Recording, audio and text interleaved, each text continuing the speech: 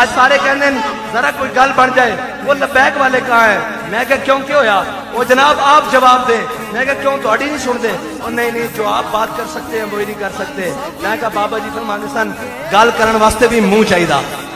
جناب ٹرانسجینڈر کو حقوق، جسے محدثین کہتے ہیں ہماری زبان میں، اور جناب ہجڑے کہتے ہیں اردو زبان میں، ان کو حقوق دینے کا مسئلہ نہیں ہے، ان کی آڑ میں شریعت کے ساتھ ٹکرانے کا مسئلہ ہے۔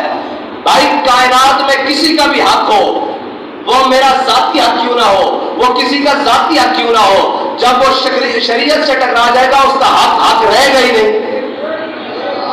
تم نے ان کو حق دینا ہے تو ان کو پھر عمران خان میں ان کو پھر وہ جناب لانتی آدم، وزیر اعظم تو نہیں ہے، وہ لانتی آدم ہے نا۔ اچھا جی ہم نے بات کی تھی تو بڑے سارے کہہ رہے تھے جناب وہ تو ریاستی سطح کا گستاخ ہے، ملعون میکرون، اس کے ساتھ جو جفے ڈالے وہ اس ملک کا وزیر اعظم نہیں رہ سکتا، بالکل نہیں رہ سکتا۔ اس ملک کا وزیر اعظم وہ رہ سکتا ہے جس کے دل میں یہ بات پختہ ہو کہ من صفا نبی جن، اور کہتے ہیں کہ ہم بھی عاشق رسول ہیں۔ خدا کی قسم اٹھا کر بتاؤ ایک بھی عاشق رسول ہوتا اور اس کے سامنے مکرون ہوتا، اس کو جفا ڈالتا یا پھر اس کو ایک بھی عاشق رسول ہوتا پوری کابینہ میں؟ یہ کہتے ہیں ہم عاشق رسول ہیں۔ اب بتاؤ کون عاشق رسول ہے؟ بتاؤ ہمیں۔ یہ کہ جب بات آئے ابھی ربیع الاول شریف آئے گا، ان کو ایک آیت یاد ہے وما ارسلناک الا رحمۃ للعالمین۔ اور جناب اب بتاؤ عاشق رسول کون ہے؟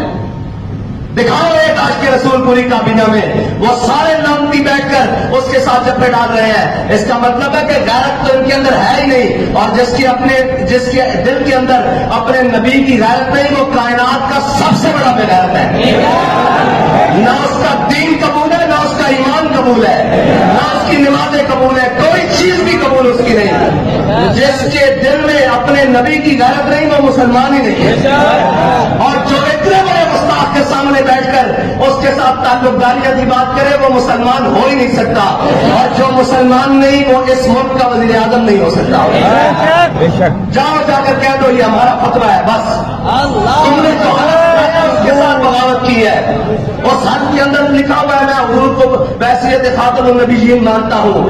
اگر تو حضور کے ساتھ محبت رکھتا ہے اور حضور کے دشمنوں کے ساتھ دشمنی نہیں رکھتا تو مسلمان ہی نہیں ہے، وہ مسلمان ہی نہیں ہے جو حضور کے دشمنوں کے ساتھ دشمنی نہیں رکھتا۔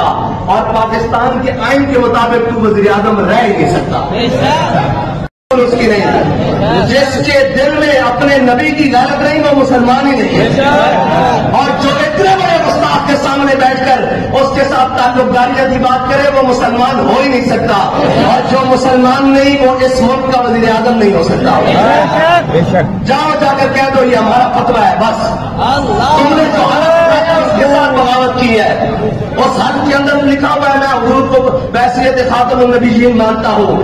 اگر تو حضور کے ساتھ محبت رکھتا ہے اور حضور کے دشمنوں کے ساتھ دشمنی نہیں رکھتا تو مسلمان ہی نہیں ہے، وہ مسلمان ہی نہیں ہے جو حضور کے دشمنوں کے ساتھ دشمنی نہیں رکھتا۔